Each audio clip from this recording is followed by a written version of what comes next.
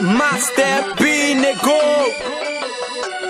Dimension Studio Nou refel ankor. Nou pa tande yo le apè pale. Na fè tan kou yo pa eksiste. Se kleng nou fèk boss kape komande. Yo met babye nou pa koute. Nou pa tande yo le apè pale.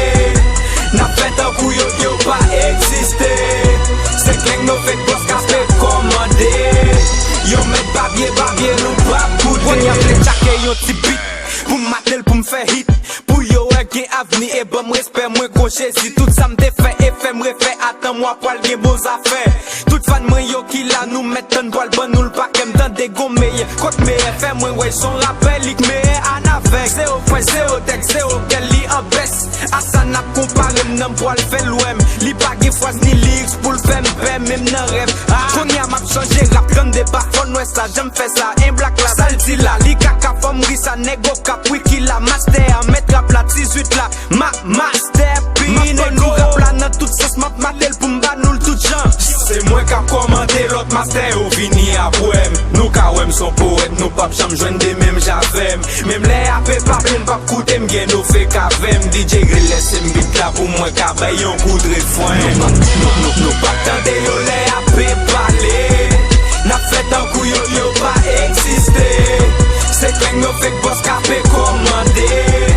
Yo met babye nou pa koute. Nou pap tande yo le apè pale. Na fè tan kou yo pa eksiste.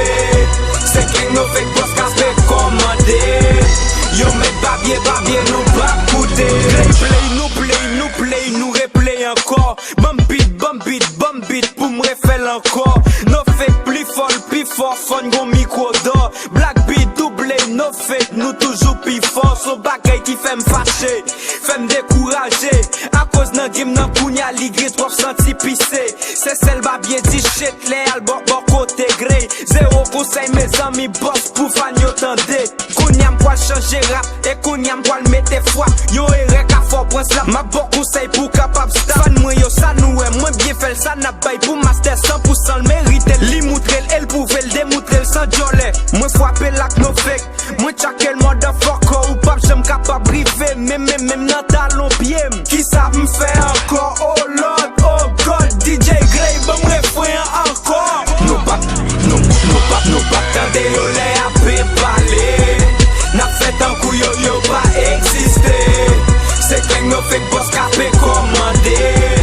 Yo met babye nou pa koute. Nou pap tande yo le apè pale.